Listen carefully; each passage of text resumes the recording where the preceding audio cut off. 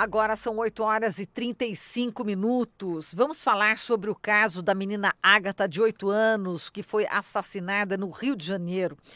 Nós vamos conversar neste momento com Adilson Paes de Souza, tenente-coronel reformado da Polícia Militar do Estado de São Paulo, mestre em Direitos Humanos pela Faculdade de Direito na Universidade de São Paulo, doutorando em Psicologia pelo Instituto de Psicologia da USP e pesquisador visitante da Universidade de Polícia da Noruega. Olá, Adilson, bom dia, prazer tê-lo conosco. Bom dia, Marilu, bom dia a todos os ouvintes e telespectadores da Rádio Brasil Atual. E muito bem, Adilson, vamos falar sobre esse caso da menina Ágata. Existe, né, bastante controvérsia em relação, enfim, por parte da Polícia Militar, né, de que não houve, que houve, no caso, uma reação da polícia e por isso que teve um confronto, mas testemunhas e familiares estão dizendo que não houve esse confronto, né? Você que analisa, né, o caso com mais profundidade técnica, Adilson, como é que você vê este caso da menina Ágata? Primeiro, para mim está claro que não houve controvérsia. A menina ela foi assassinada pelos policiais militares. Não há como sustentar isso. Por quê? Todas as testemunhas apontam com detalhes como é que foi a dinâmica do fato e que os policiais militares avistaram uma moto e abriram fogo contra as pessoas que estavam nessa moto. Eu tenho a certeza de que isso é verdade, que aconteceu assim mesmo, porque no Rio de Janeiro existe uma peculiaridade que não é de hoje, mas foi turbinada essa circunstância no atual governo do Rio, que basta ser suspeito para ser decretada a morte da pessoa. O que está morrendo de suspeito no Rio de Janeiro em alegados confrontos com a polícia é uma coisa absurda. A polícia do Rio está matando em média 5 pessoas por dia. Então, todos os protocolos de segurança prescritos pela ONU, pelas próprias polícias, não foram observados.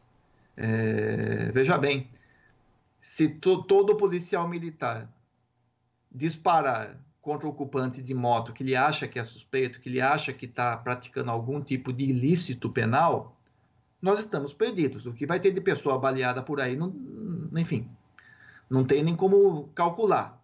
Por isso mesmo que a instrução da Polícia Militar ou das polícias militares, isso é previsto em normas da Organização das Nações Unidas, que ontem o Brasil passou vergonha mais uma vez, é importante frisar, né? Que prescreve como é que deve ser a atuação do que o Comitê Internacional da Cruz Vermelha denomina dos funcionários encarregados da aplicação da lei. Tem que ter muita calma, tem que avaliar muito bem se vale a pena efetuar o disparo ou não, porque a regra básica de uma atuação policial, e eu fui policial por 30 anos, é o seguinte: é preferível deixar que um criminoso, estou falando de criminoso, não do suspeito, fuja do que acertar um civil. E isso não é observado.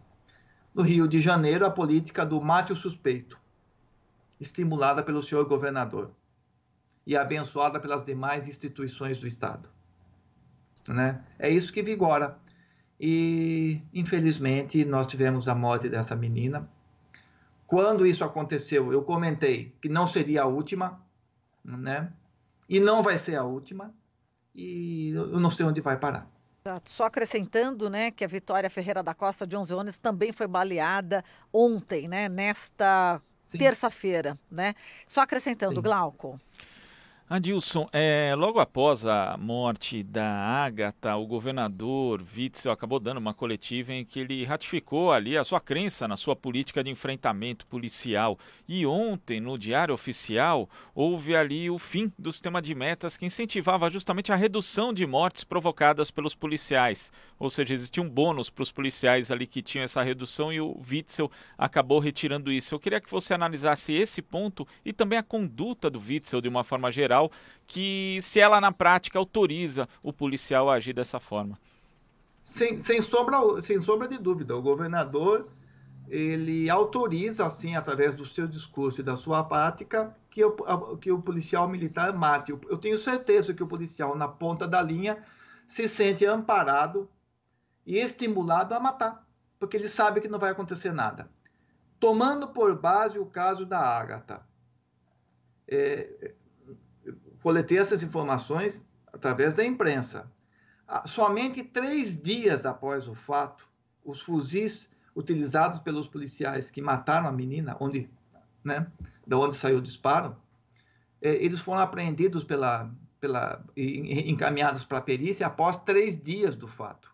O que isso quer dizer? Que a tal da excludente de antijuridicidade, colocada no pacote do Sérgio Moro, né, que na verdade é uma carta branca para o policial matar, já existe, de fato, porque se tivesse ouvido pelo menos o mínimo registro do fato, essas armas teriam sido apreendidas logo após a morte da menina e teriam sido encaminhadas para a perícia. 3 dias após foram encaminhadas para a perícia. É óbvio, tem chance de eu errar, mas é quase certeza que essa perícia vai dar negativa, né?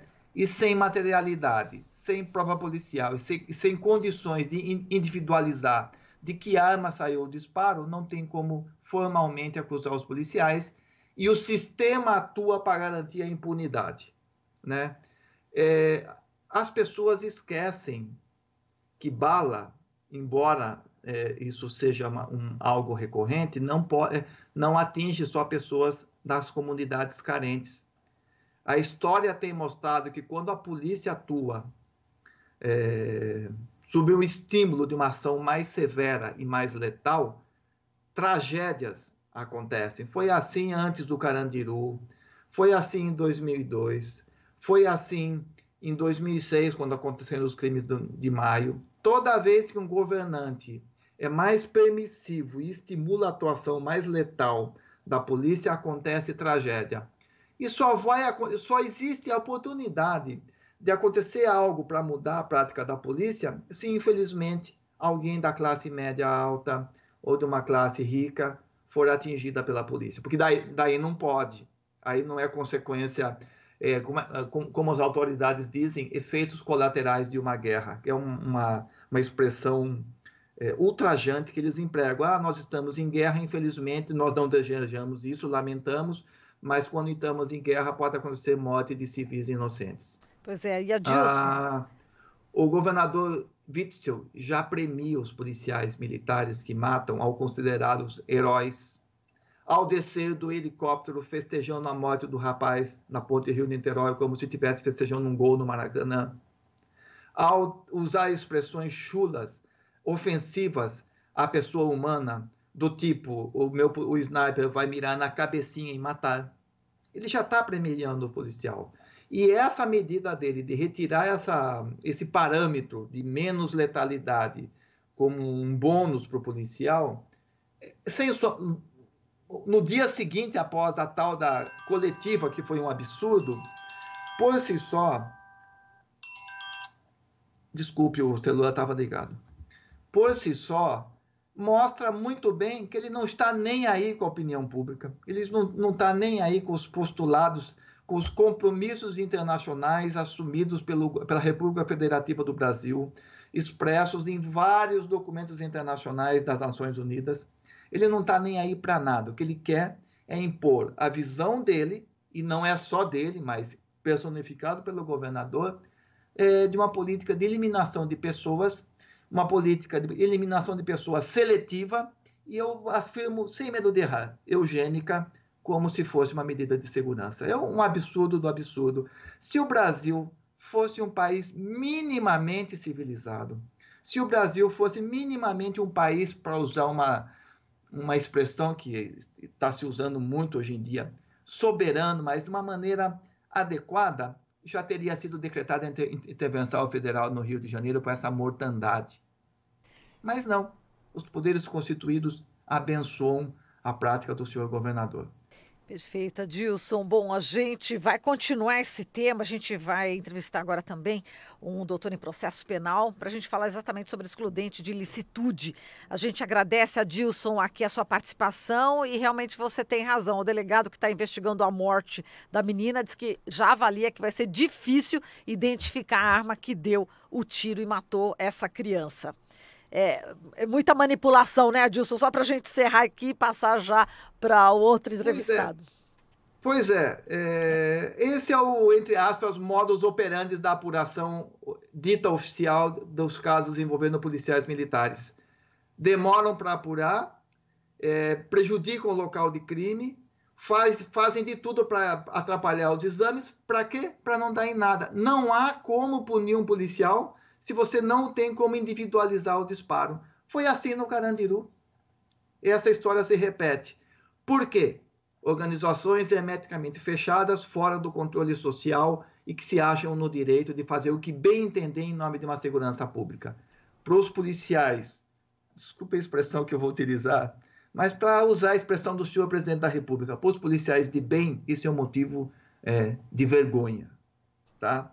Esse tipo de prática não enaltece a polícia militar, afunda mais no lodo, no pântano. A polícia está sendo temida. O que se exige de uma organização que representa o Estado, que ela seja respeitada. E a pior coisa que uma pessoa que tem um mínimo de senso de coletividade, um mínimo de senso de responsabilidade e de civilidade, é querer ser respeitada e não temida. Não é isso que acontece. Perfeito. Com essa infeliz realidade, a gente termina a entrevista aqui. Adilson, um grande abraço para você e até a próxima. Até a próxima. Estou à disposição e parabéns pela linha que vocês adotam nas suas reportagens. Nós precisamos de uma postura crítica e corajosa. Nós precisamos disso. Muito obrigada, Adilson. Um grande abraço. Falamos aqui com Adilson Paes de Souza, tenente-coronel reformado da Polícia Militar do Estado de São Paulo. Ele que também é doutorando em psicologia pelo Instituto de Psicologia da USP e pesquisador visitante da Universidade de Polícia da Noruega.